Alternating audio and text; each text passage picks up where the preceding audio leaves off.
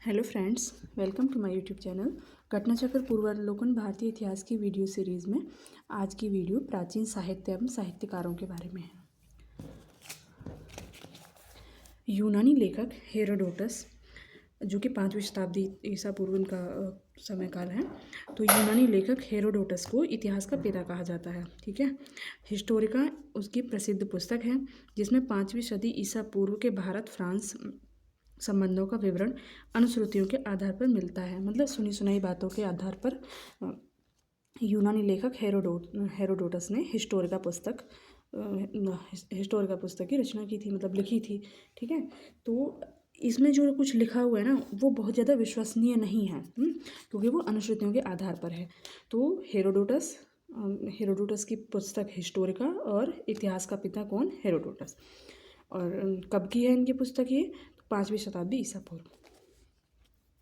मुद्रा राक्षस, देखो ये सब ना हमने लगभग सब कुछ पढ़ लिया। अभी ये एक साथ कंक्लूड करके दे दिया, कुछ नए फैक्ट ज़रूर आएंगे, लेकिन बहुत सारी चीज़ें हमारी पढ़ी हुई होंगी, तो इसे समझने में भी ज़्यादा टाइम नहीं लगेगा और क्वेश्चन भी इसी एक ही वीडियो में साथ के साथ कंप्लीट हो जाएंगे। मुद्रा राक्षस की रचना विशाखदत्त ने की थी। इस ग्रंथ से मौर्य इतिहास मुख्यतः चंद्रगुप्त मौर्य के जीवन पर प्रकाश पड़ता है।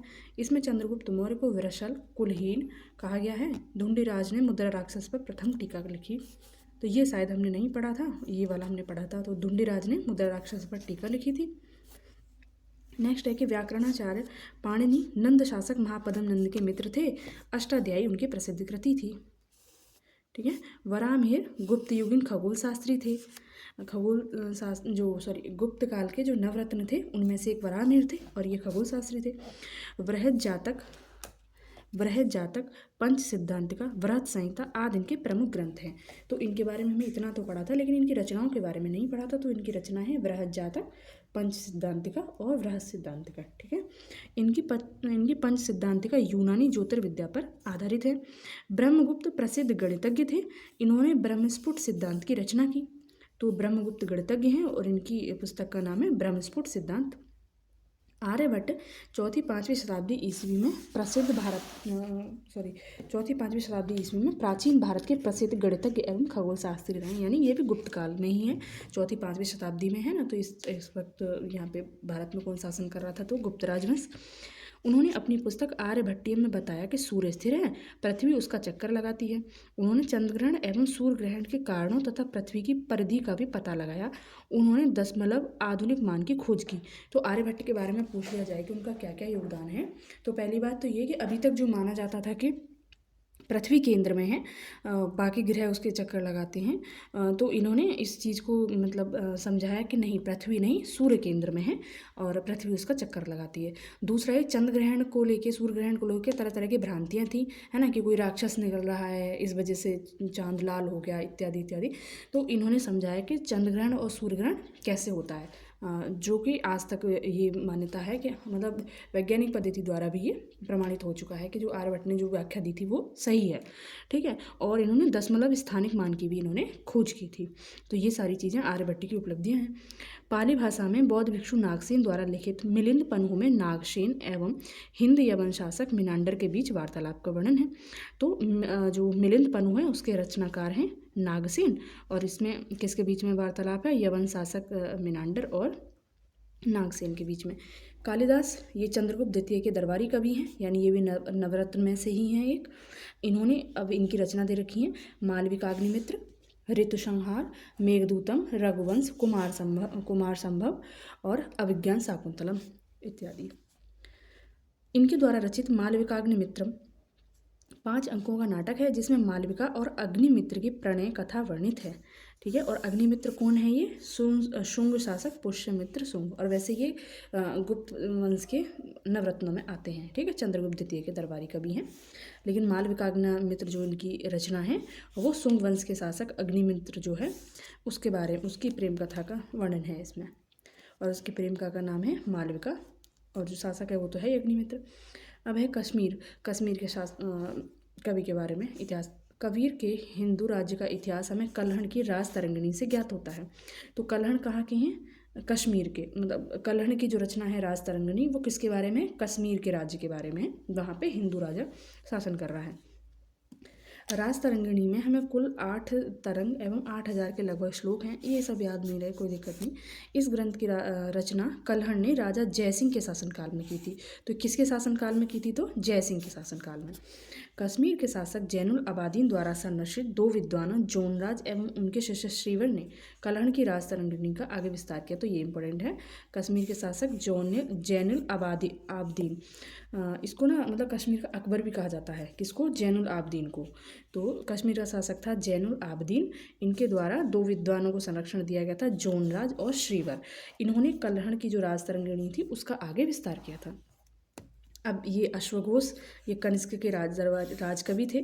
इनकी तुलना मिल्टन, गेंटे, कांट और वोल्टेयर से की जाती है, तो ये महत्वपूर्ण हो जाते हैं। इनकी रचना है बुद्धचरित, सौंदरानंद और सारिपुत्र प्रकरण। इनमें प्रथम 2 महाकाव्य हैं और अंतिम नाटक ग्रंथ है। तो बुद्धचरित और सौंदरानंद ये क्या है? महाकाव्य। और सारिपुत्र प्रकरण ये क्या है? नाटक। प्रकरण से ही पता चला ना, जैसे घटना हो जाती है तो घटना को नाटक के माध्यम से ही प्रस्तुत किया जा सकता है, मतलब याद करने के लिए बता रही हूँ। सौंदरानंद ने बुद्ध के सौतेले भाई सुंदरानंद के बौद्ध धर्म ग्रहण करने का सौंदरानंद की विषय वस्तु क्या है? बुद्ध के जो सौतेले भाई है सुंदरानंद, उसने जब बौद्ध धर्म ग्रहण किया है उसका वर्णन है। हर्ष को संस्कृत के 3 नाटक ग्रंथों का रचयिता माना जाता है। तो हर्ष एक राजा है ना, उसने नाटकों की भी रचना की है। तो हर्ष के नाटक हैं प्रियदर्शिका, रत्नावली और नागानंद। प्रियदर्शिका 4 अंकों का नाटक है जिसमें वत्सराज उदयन के अंतःपुर की प्रणय कथा का वर्णन है। ठीक है, वत्सराज उदयन, ये ध्यान रखना है। रत्नावली में भी 4 अंक हैं तथा यह नाटक वत्सराज उदयन और उसकी रानी वासवदत्ता की परिचायिका नागरिका की प्रणय कथा का बड़ा ही रोचक वर्णन करता है।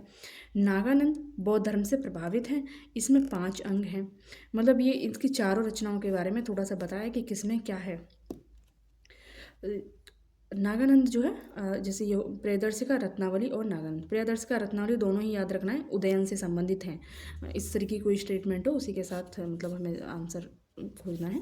और जो नागानंद है ये बौद्ध धर्म से है ना। नागसेन की जो थी वो मिलिंदपन हो, और हर्ष की रचना का ही नाम है नागानंद, तो ये भी बौद्ध धर्म से संबंधित है। इतना याद रहे काफ़ी है। जयदेव ने हर्ष को भास, कालिदास, बाण, मयूर आदि कवियों की समकक्षता में रखते हुए उसे कविता कामिनी का साक्षात हर्ष निरूपित किया है। तो जयदेव ने हर्ष को भास, कालिदास, बाण और मयूर इन कवियों के समान बताया है। ठीक है, तो कविता कामिनी का साक्षात हर्ष किसे कहा गया? हर्ष को।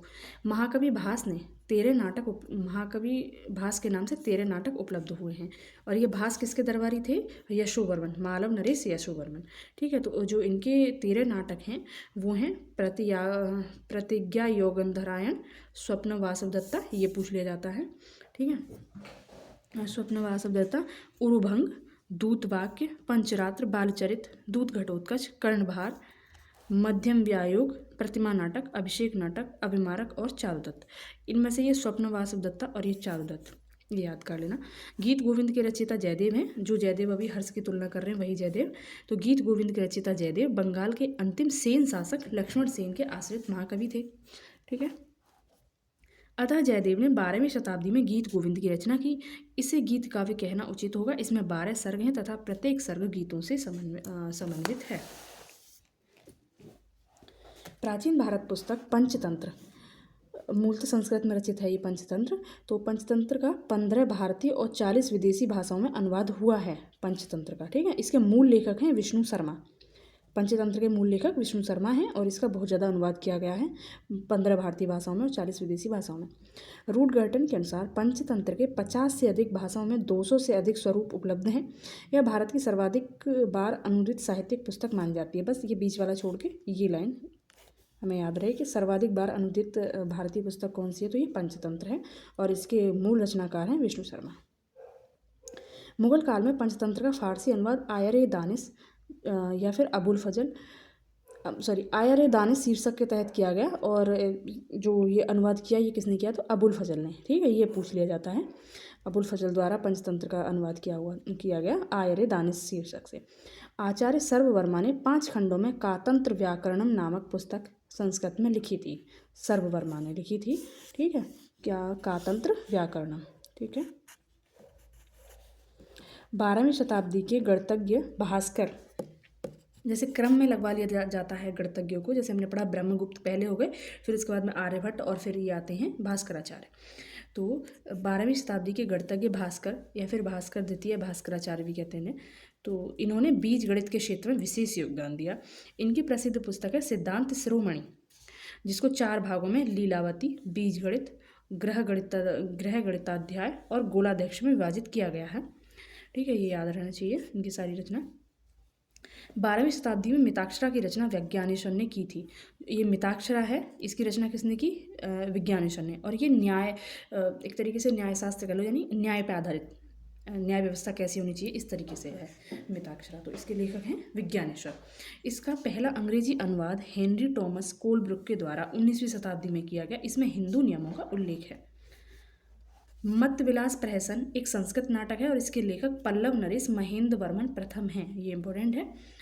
यह एक परिहास नाटक है जिसमें धार्मिक आडंबरों पर कटाक्ष किया गया है। दंडी ने 10 कुमार चरितम एवं काव्यादर्श की रचना की। ये सब, ये इसमें ना कुछ भी छोड़ने वाला नहीं है। 2-4 लाइन है जो हम जिन्हें छोड़ सकते हैं, बाकी सारे ही फैक्ट दिए हुए सभी इंपॉर्टेंट हैं। दंडी ने 10 कुमार चरितम एवं काव्यादर्श की रचना की। मनुस्मृति, जिसमें 18 स्मृतियाँ सम्मिलित हैं, इसकी रचना मनु द्वारा की गई। मनुस्मृति प्राचीन भारतीय समाज व्यवस्था तथा हिंदू विधि से संबंधित है। मनु को प्राचीन भारत का प्रथम एवं महान विधि निर्माता माना जाता है। शूद्रक ने प्रसिद्ध नाटक मृच्छकटिकम की रचना की। इस नाटक में ब्राह्मण चारुदत्त तथा उज्जैन की प्रसिद्ध गणिका वसंत सेना के आदर्श प्रेम की कहानी वर्णित है। शून्य का आविष्कार ईसा पूर्व 2वीं सदी में किसी अज्ञात भारतीय ने किया था। और उसका दशमलव का स्थानिक मान किसने करा था? आर्यभट्ट ने। और शून्य का आविष्कार किसी अज्ञात भारतीय ने किया था। अरबों ने इसे भारत से सीखा और यूरोप में फैलाया, और यूरोप जो है क्रेडिट लेता है कि हमने किया। अरब देश में शून्य का प्रयोग सबसे पहले 873 ईस्वी में पाया जाता है। प्रमुख रचनाकारों की प्रमुख रचनाएं फिर एक साथ यहाँ पर दे दी हैं। सूरदास की रचना सूरसागर, सूरसारावली, साहित्य लहरी। तुलसीदास की रचना है रामचरितमानस, विनय पत्रिका, कवितावली और गीतावली। राजशेखर की रचना है काव्य मीमांसा, बाल रामायण, बाल भारत और विद्वशाल भंजिका।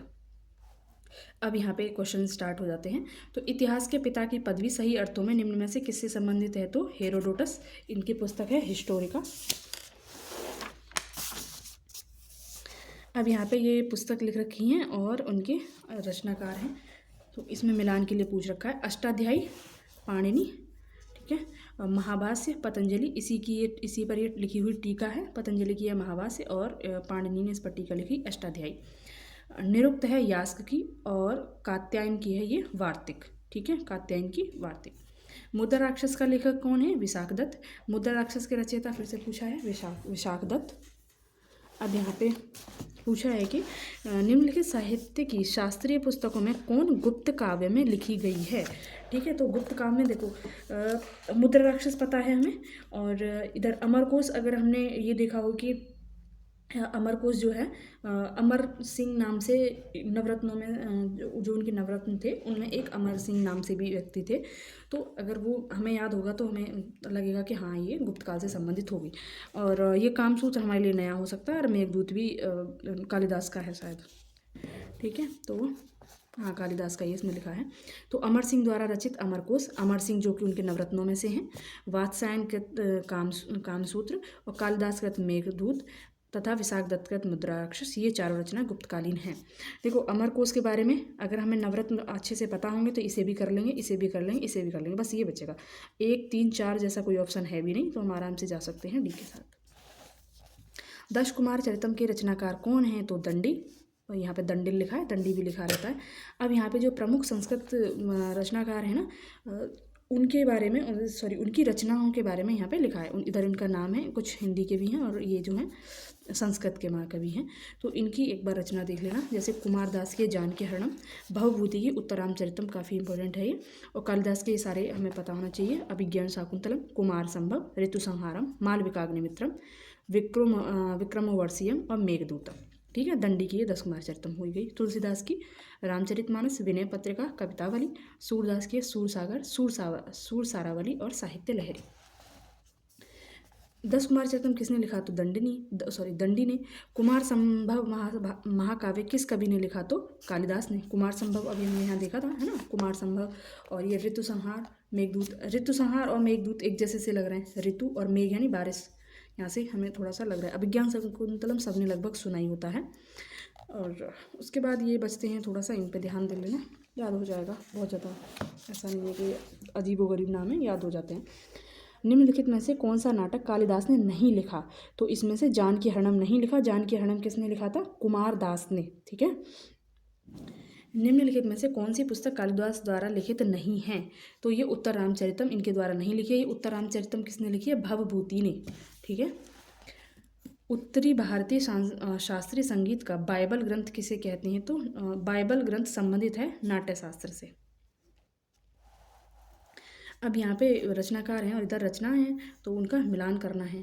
तो पाणिनि की अष्टाध्यायी, वात्स्यायन का कामसूत्र, और चाणक्य का अर्थशास्त्र, और कल्हण की राजतरंगिणी।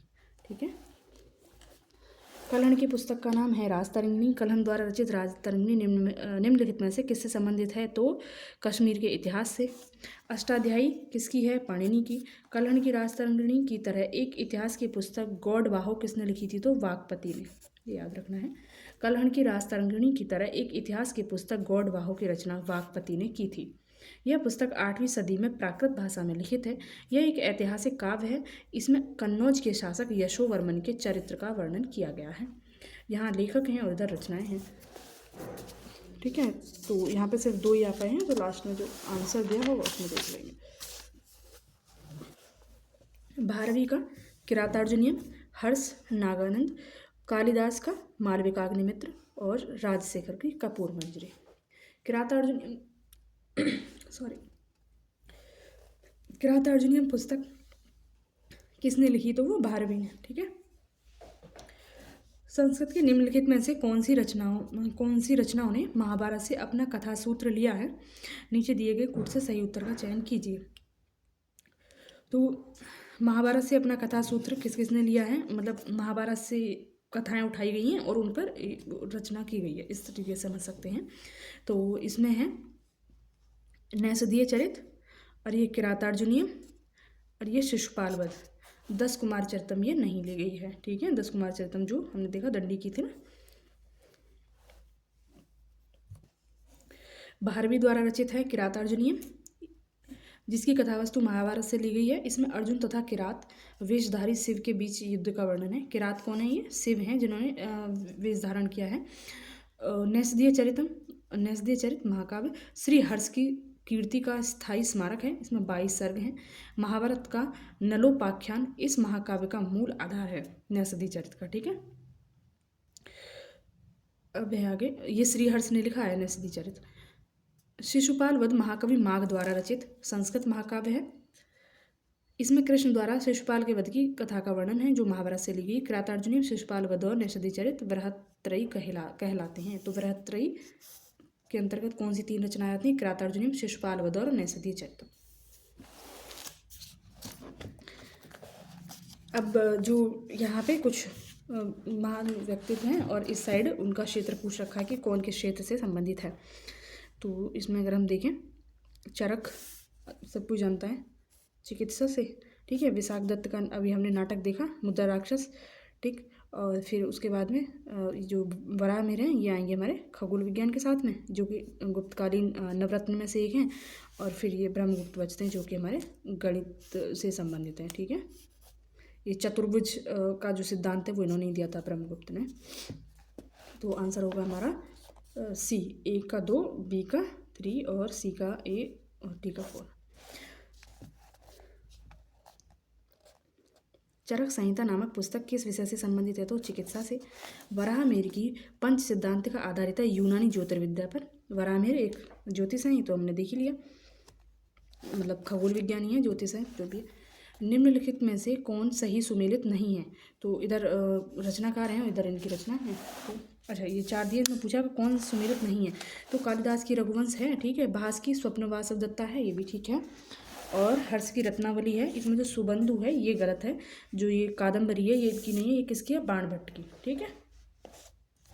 मिलिंद पन्हो क्या है? ये पाली ग्रंथ है मिलिंद पन्हो, जिसमें नागसेन और यवन जो राजा है उसके बीच का वार्तालाप इसमें दिया गया है। तो पाली ग्रंथ मिलिंद पन्हू में बौद्ध भिक्षु नागसेन तथा यवन शासक मिनांडर, जिसे मिलिंद भी कहते हैं, उसके बीच का संवाद है। बौद्ध शासक मिलिंद पन्हू किस हिंद यवन शासक पर प्रकाश डालता है? तो मिनांडर पर। मिलिंद पन्हू राजा मिलिंद तथा एक बौद्ध भिक्षु के मध्य संवाद है। तो वो भिक्षु कौन है? तो वो है नागसेन। भारतीय इतिहास के संदर्भ में निम्नलिखित मूल ग्रंथों पर विचार कीजिए। तो इसमें उपयुक्त में से कौन से जैन ग्रंथ है? इसमें जैन ग्रंथ बताना है हमें। तो इसमें परिशिष्ट पर्वन और ये त्रिष्टिलक्षण महापुराण, ये दोनों हमारे जैन ग्रंथ हैं। बाकी ये नेति प्रकरण और अवदान शतक क्या है देख लेते हैं। परिशिष्ट पर्वन इसके लेखक हैं हेमचंद्र तथा त्रिष्टिलक्षण महापुराण लेखक हैं इसके चावुंड राय या फिर चामुंड राय। जैन धर्म से संबद्ध ग्रंथ हैं, जबकि नेति प्रकरण और अवदान शतक बौद्ध ग्रंथ हैं। ठीक है। वह धार्मिक पुस्तक जिसमें कृषि कर्म की 8 विभिन्न अवस्थाओं का वर्णन मिलता है। तो मिलिंद पन्हू में। अब यहाँ पे दरबारी कवि दिए हैं और किसके दरबार में थे ये पूछा गया है। तो ये पहले भी क्वेश्चन हम कर चुके हैं इसी में घटना चक्र में। कालिदास, चंद्रगुप्त द्वितीय बहुत अच्छे से पता है, हरिसेन, समुद्रगुप्त, प्रयाग प्रशस्ति इन्होंने लिखी थी, बाणभट्ट, हर्षवर्धन, अमीर खुसरो बचता है तो ये अलाउद्दीन खिलजी के साथ। राज तरंगिणी के लेखक कौन हैं? तो हमने कई बार पढ़ ही लिया है। राज तरंगिणी के लेखक हैं इसमें कल्हण, जो कि कश्मीर के शासन के बारे में लिखते हैं। कल्हणकृत राज तरंगिणी में कुल कितने तरंग हैं? तो 8। कल्हण की राज तरंगिणी को किसने आगे बढ़ाया? जोनराज और श्रीवर ने। अबुल करके राजा था, जैनुल आबदीन राजा था, उसके ये दरबारी कवि थे दोनों, जोनराज और श्रीवर। इन्होंने इस कल्हण की राज तरंगिणी को आगे विस्तार दिया था। सौंदरानंद किसकी रचना है? तो अश्वघोष की। इसके साथ अन्य 2 रचनाएं जो याद रखनी चाहिए, बुद्धचरित और सारिपुत्र प्रकरण। ठीक है। नागानंद, रत्नावली और प्रियदर्शिका के लेखक हैं हर्षवर्धन। हर्ष ने निम्नलिखित में से किन रचनाओं का लेखन किया था? प्रियदर्शिका, नागानंद और रत्नावली। ठीक है। निम्नलिखित में से किस नाटक की रचना हर्षवर्धन द्वारा की गई थी? तो प्रियदर्शिका की। ये हर्षचरित्र को यहाँ भी शायद पूछा था अभी, ये बाणभट्ट ने किया था, ना कि हर्ष ने। निम्नलिखित 4 ग्रंथों में से कौन सा विश्वकोशीय ग्रंथ है? तो वृहत संहिता। वृहत संहिता गुप्त काल में वराहमिहिर द्वारा संस्कृत में रचित एक विश्वकोश है। प्राचीन भारत के इतिहास के संदर्भ में भवभूति, हस्तिमल्ल तथा क्षेमेसर क्यों प्रसिद्ध हैं? ये जैन साधु हैं या नाटक करने वाले नाटककार हैं, नाटक रचयिता, मंदिर वास्तुकार हैं या दार्शनिक? देखो भवभूति के बारे में तो पढ़ा है हमने, हस्तिमल्ल और क्षेमेसर के बारे में चाहे ना पढ़ा हो, भवभूति तो अभी हमने देखा था। तो आंसर होगा इसका नाटककार। प्राचीन भारत के इतिहास के संदर्भ में भवभूति, हस्तिमल्ल तथा क्षेमेसर प्रसिद्ध नाटककार हैं। 8वीं शताब्दी के संस्कृत भाषा के प्रमुख नाटककारों में भवभूति का नाम प्रमुखतः उल्लेखनीय है। इनकी प्रसिद्ध रचना है यानी भवभूति की महावीर चरितम, मालती माधव और उत्तर रामचरितम। जो उत्तर रामचरितम है ना, ये ज़्यादा पूछी जाती है। हस्तिमल्ल होयसल राजा के प्रसिद्ध नाटककार एवं कन्नड़ भाषा के कवि हैं। तो हस्तिमल्ल होयसल राज्य से संबंधित हैं और ये नाटककार हैं कन्नड़ भाषा के। इन्होंने विक्रांत कौरव लिखा है। हस्तिमल्ल ने विक्रांत कौरव और मैथिली कल्याण सहित अनेक नाटकों की रचना की है। क्षेमेश्वर भी प्राचीन काल के प्रमुख नाटककार हैं। क्षेमेश्वर ने चंड कौशिक नामक नाटक की रचना की है। मृच्छकटिकम शूद्रक के साथ ठीक है। अब यहाँ पे बुद्ध चरित का पूछा है, तो बुद्ध चरित हमारा सही नहीं है। बुद्ध चरित का अभी हमने देखा था, तो कौन थे इसके? सौंदरानंद, सॉरी अश्वघोष। ठीक है। अश्वघोष इसके रचनाकार हैं। बुद्ध चरित और सौंदरानंद और एक और थी इनकी क्या थी? सारिपुत्र प्रकरण। ठीक है। तो यहाँ पे क्या आएगा? अश्वघोष। ये वाला गलत है इसमें। तो जहाँ 2 आ रहा है ये कट होगा, ये कट होगा। अब बचता 1, 3, 4, 3 देख लेते हैं। मुद्राराक्ष, विशाखदत्त, ये ठीक है। हर्षचरित, बाणभट्ट, ये भी ठीक है। आंसर हो जाएगा इसमें बी। प्राचीन भारत के विद्वान या साहित्यकारों के संदर्भ में निम्नलिखित कथनों पर विचार कीजिए। पाणिनि पुष्यमित्र शुंग से संबंधित थे, ने पूछा है कौन सा सही है? तो पाणिनि पुष्यमित्र शुंग नहीं, ये इसमें जो थे पाणिनि जो है पुष्यमित्र शुंग से नहीं थे, इसमें शायद पतंजलि थे जो हम पढ़ते हैं। अमर सिंह हर्षवर्धन से संबंधित थे, नहीं, ये नवरत्नों में शामिल थे, गुप्त काल के जो नवरत्न थे। कालिदास चंद्रगुप्त द्वितीय से संबंधित थे, तो ये ठीक है, यानी ये भी इन्हीं से संबंधित थे, है ना। तो आंसर आएगा इसमें ओनली 3।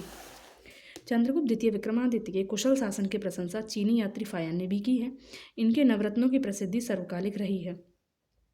नवरत्नों में सर्वोत्कृष्ट कवि कालिदास थे। अगले क्रम पर महान चिकित्सक धन्वंतरि, तीसरे खगोल विज्ञानी वराहमिहिर, चौथे कोशकार यानी शब्दकोश निर्माणकर्ता अमर सिंह, पांचवें वास्तुकार शंकु और छठे रत्नफलित ज्योतिष शपणक और सातवें विद्वान व्याकरण वरुचि और आठवें जादूगर वेताल भट्ट तथा नौवें रत्न थे इनके घटकर पर, जो कि महान कूटनीतिज्ञ थे। पतंजलि पुष्यमित्र शुंग से संबंधित है ना, पतंजलि थे और ये पाणिनि इससे संबंधित नहीं थे। और जो ये पाणिनि थे ना, इन्होंने पतंजलि की जो रचना थी उस पर इन्होंने टीका लिखी थी, है ना। पतंजलि की जो महाभाष्य थी उस पर इन्होंने पाणिनि ने अष्टाध्यायी नाम से टीका लिखी थी। अब यहाँ पे इनके मूल ग्रंथ पूछे हैं। विशाखदत्त मुद्रा राक्षस को ज़्यादा पढ़ते हैं, लेकिन इनकी अन्य रचना भी है देवी चंद्रगुप्तम। शूद्रक की होगी मृच्छकटिकम, विलहण की होगी विक्रमांक देवचरित, और अब क्या बचा हमारा, वराहमिहिर की होगी बृहत संहिता, जो विश्वकोश कहा जाता है ना। और प्रबंध चिंतामणि, जो इसमें एक बच गया क्योंकि इधर 5 हैं इधर 4 हैं, प्रबंध चिंतामणि मेरुतुंग की रचना है। निम्नलिखित में से परमार राजवंश के इतिहास पर प्रकाश डालने वाला स्रोत कौन सा है? तो उपयुक्त सभी। परमार राजवंश के इतिहास पर अब देखो यहाँ पे रचना भी दे रखी हैं और रचनाकार भी दे रखे हैं। पद्म गुप्त का नवसाह सांख्यचरित, मेरुतुंग की प्रबंध चिंतामणि, अभी यहाँ पूछा ही है, ये 1997 का है और 2019 में इससे क्वेश्चन बना है। उदयपुर प्रशस्ति और फिर डी में उपयुक्त सभी। तो ये तीनों ही परमार राजवंश के बारे में जानकारी देते हैं। निम्नलिखित युग्म में कौन एक सही सुमेलित नहीं है? तो कर्पूर मंजरी का दे रखा है इसमें हर्ष, और जबकि कर्पूर मंजरी जो है राजशेखर द्वारा लिखी गई थी। मालविका अग्निमित्र कालिदास द्वारा, ठीक है। मुद्रा राक्षस विशाखदत्त, सौंदरानंद, अश्वघोष, ठीक है। तो कर्पूर मंजरी किसके द्वारा? राजशेखर द्वारा, जो कि गुर्जर प्रतिहारों के दरबारी कवि थे। शाकुंतलम किसने लिखा है? तो कालिदास ने। वैसे पूरा नाम इसका अभिज्ञान शाकुंतलम है। इन कालिदास के अन्य जो ग्रंथ हैं वो दे रखे हैं, फिर से बोल देती हूँ तो थोड़ा याद हो जाएगा। रघुवंशम, कुमार संभव, मेघदूत और ऋतु संहार, इनको तो हम आराम से याद कर सकते हैं, मेघ और ऋतु, ठीक है। रघुवंशम और कुमार संभव, मालविका अग्निमित्र, विक्रमोर्वशीय, अभिज्ञान शाकुंतलम। कालिदास की मतलब इनके 7 नाटक हैं ये, जिसमें से प्रथम 2 हैं महाकाव्य, 7 रचनाएं हैं जिसमें प्रथम 2 हैं महाकाव्य, रघुवंश और कुमार संभव, ये दोनों महाकाव्य हैं। 2 खंडकाव्य, मेघदूत और ऋतुसंहार, और अंतिम 3 नाटक हैं। 3 नाटक हैं इनके, मालविका अग्निमित्र, विक्रमोर्वशीय, अभिज्ञान शाकुंतलम। देखो कालिदास ना इतने ज़्यादा महत्वपूर्ण है कि ऐसे भी पूछ सकता है कि इनके नाटक कितने हैं और नाटक कौन से हैं। तो इन रचनाओं को देखे हो सकता है कि नाटक भी पूछ ले कि ऋतुसंहार नाटक है या विक्रमोर्वशीय, ठीक है। तो मालविका अग्निमित्रम, विक्रमोर्वशीय, अभिज्ञान शाकुंतलम, ये तीनों नाटक हैं। ये देखो अगर थोड़ा सा याद करने के लिए देखें तो तीनों ही नाटकों में एक तरीके से ना 2 नाम जुड़े हैं, विक्रम और उर्वशी, मालविका और अग्निमित्र, अभिज्ञान शाकुंतलम, इसे में अभिज्ञान और शाकुंतलम ऐसे जोड़ सकते हैं। बाकी में एक एक ही नाम है ना, रघुवंश, कुमार संभव कोई नाम नहीं होता। मतलब अभिज्ञान शाकुंतलम तो हमें अच्छे से पता है कि नाटक है, बाकी ये दोनों में 2 नाम जुड़े हैं और दोनों मतलब ये हैं ही तीनों के तीनों ही प्रेम कथा हैं। कालिदास की साहित्य कृति कौन सी नहीं है? तो मृच्छकटिकम नहीं है। किसकी है? ये शूद्रक की। कालिदास द्वारा रचित मालविका अग्निमित्र नाटक का नायक था तो अग्निमित्र, मालविका इसकी प्रेमिका थी। प्राचीन भारत की निम्नलिखित पुस्तकों में से किस एक में शुंग राजवंश के संस्थापक के पुत्र की प्रेम कहानी है? तो मालविका अग्निमित्र के। स्वप्न वासव दत्ता के लेखक हैं भास, स्वप्न वासव दत्ता और चारुदत्त, महाकवि भास की प्रमुख रचना है ना। वहाँ पे भी उसमें भी बताया था कि इनके मतलब रचनाएं तो बहुत सारी हैं, लेकिन जो महत्वपूर्ण है वो स्वप्न वासव दत्ता और चारुदत्त। गीत गोविंद के रचयिता हैं जयदेव, और जो कि बंगाल के अंतिम सेन शासक लक्ष्मण सेन के आश्रित महाकवि थे, लक्ष्मण सेन के, ठीक है। गीत गोविंद के गीतकार जयदेव किसकी सभा को अलंकृत करते थे? तो लक्ष्मण सेन। गीत गोविंद का रचयिता है जयदेव। अब यहाँ पे रचनाएं हैं और इधर विषय पूछे हैं। तो अष्टांग संग्रह जो है ये आयुर्विज्ञान से संबंधित है। 10 रूपक नाट्यकला है। लीलावती जो है ये गणित से संबंधित है, और महाभाष्य जो है ये व्याकरण। ये दोनों तो हमें पता है। अगर सी और डी का हमें पता होगा कि सी जाएगा 3 के साथ और डी जाएगा 2 के साथ, सी जाएगा 4 के साथ। तो इसमें सॉरी, सी लीलावती गणित है ना, तो सी के साथ 3, अच्छा ये है ना। तो इसमें एकमात्र ऑप्शन यही है और एक ही से हो जाएगा।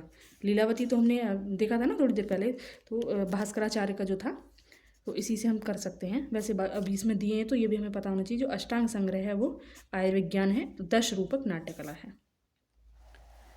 तुम्हारा अधिकार कर्म पर है, फल की प्राप्ति पर नहीं, यह निम्न में से किस ग्रंथ का है? तो बहुत अच्छे से जानते हैं, कर्म करो फल की चिंता मत करो। उस स्रोत का नाम बताइए जो प्राचीन भारत के व्यापारिक मार्गों के बारे में मौन है। तो संगम साहित्य। संगम साहित्य मुख्यतः सांस्कृतिक एवं सामाजिक विषयों से संबंधित दक्षिण भारत की प्राचीनतम साहित्यिक रचना है जो भारत के व्यापारिक मार्गों के संबंध में प्रायः मौन है। ध्यातव्य है कि मिलिंद पन्हों एवं जातक कथाओं में तत्कालीन व्यापारिक मार्गों का विशद वर्णन प्राप्त होता है। जो यहाँ है वह अन्यत्र नहीं, जो यहाँ नहीं है वह कहीं नहीं, यह निम्न में से किस ग्रंथ में कहा गया है? तो महाभारत में। प्राचीन भारत का वह ग्रंथ जिसका 15 भारतीय एवं 40 विदेशी भाषाओं में अनुवाद हुआ है, या फिर ये भी कह रहे हैं सबसे ज़्यादा बार अनुवाद हुआ है, तो वो है पंचतंत्र। और इसके मूल रचनाकार हैं विष्णु शर्मा। और मुगल काल में इसके अनुवाद किया था अबुल फजल ने आयर दानिश नामक शीर्षक से। ठीक है, पंचतंत्र मूल रूप से लिखी गई तो विष्णु शर्मा द्वारा। अब यहाँ लेखक हैं और इधर ग्रंथ पूछे हैं तो शूद्रक की मृच्छकटिकम बहुत अच्छे से पता है। विज्ञानेश्वर की जो हो जाएगी इसमें विज्ञानेश्वर की मिताक्षरा जो न्याय पर आधारित है। कलहण की है इसमें राजतरंगिणी। अब बस ये सर्ववर्मा बसता है तो इसकी होगी ये कातंत्र।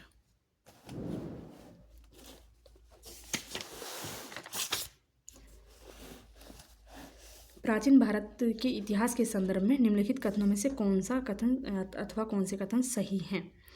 तो मिताक्षरा ऊंची जाति की सिविल विधि थी और दाय भाग निम्न जाति की सिविल विधि थी। देखो ये तो पता है कि मिताक्षरा जो है ना न्याय विधि से संबंधित है। अब लेकिन ये ऊंची विधि से कौन सी संबंधित थी, निम्न विधि से, ये तो नहीं कह सकते। ठीक है, मिताक्षरा व्यवस्था में पुत्र अपने पिता के जीवन काल में ही संपत्ति पर अधिकार का दावा कर सकते थे, जबकि दायभाग व्यवस्था में पिता की मृत्यु के उपरांत ही पुत्र संपत्ति पर अधिकार का दावा कर सकते थे। नहीं पता इसका भी, मतलब ये एक्सप्लेनेशन में पढ़ेंगे। एक बार मैं क्वेश्चन सारे ऑप्शन सारे पढ़ दे रही हूँ। मिताक्षरा व्यवस्था किसी परिवार के केवल पुरुष सदस्य के संपत्ति संबंधी मामलों पर विचार करती है, जबकि दायभाग व्यवस्था किसी परिवार के पुरुष एवं महिला सदस्यों दोनों के संपत्ति संबंधी मामलों पर विचार करती है। ठीक है, अब इसमें पूछा है सही, तो इसका एक्सप्लेनेशन पढ़ देती हूँ। मिताक्षरा याज्ञवल्क्य स्मृति पर विज्ञानेश्वर की टीका है। ठीक है, तो याज्ञवल्क्य स्मृति पर टीका है ये विज्ञानेश्वर की। यह संस्कृत भाषा में लिखित धर्मशास्त्र का प्रमुख ग्रंथ है, जबकि दायभाग की रचना जीमूतवाहन ने की थी। ठीक है, दायभाग की रचना किसने की थी? जीमूतवाहन ने। यह ग्रंथ हिंदू धर्म के संपत्ति के अधिकारों से संबंधित है, इसलिए कथन एक जो है असत्य है। अब है कि मिताक्षरा व्यवस्था में पुत्र अपने पिता के जीवन काल में ही संपत्ति पर अधिकार का दावा कर सकते थे, जबकि दायभाग व्यवस्था में पिता की मृत्यु के उपरांत ही पुत्र संपत्ति पर अधिकार का दावा कर सकते थे, इसलिए दूसरा वाला सही है। मिताक्षरा व्यवस्था किसी परिवार के पुरुष एवं महिला सदस्यों के संपत्ति संबंधी मामलों पर विचार करती है, जबकि दायभाग व्यवस्था किसी परिवार के केवल पुरुष सदस्यों के संपत्ति संबंधी मामलों पर विचार करती है। ठीक है,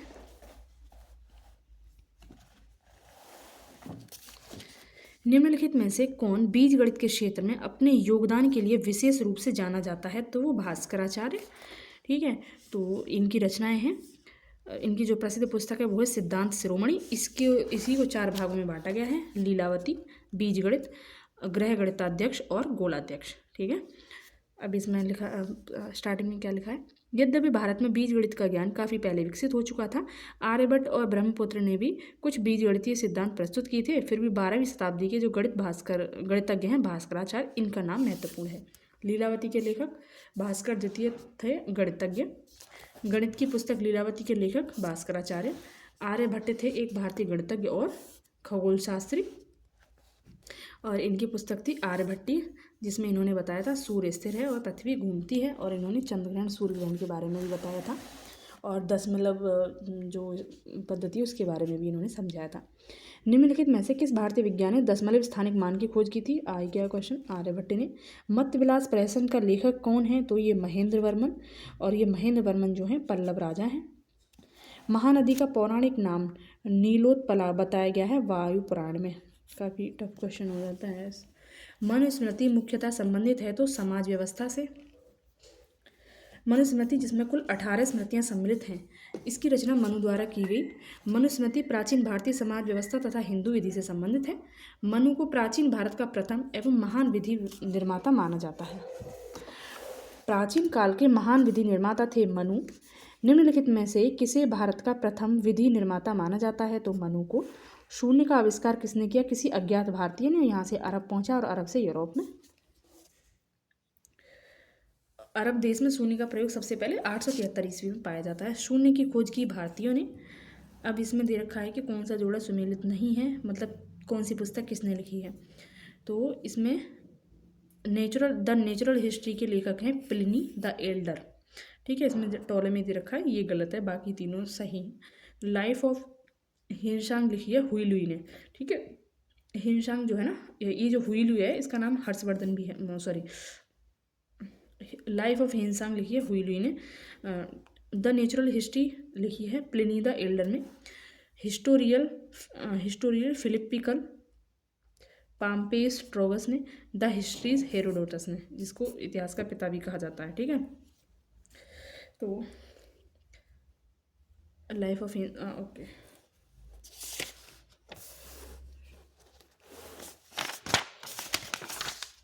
निम्न में से सबसे प्राचीन वाद्य यंत्र है वीणा।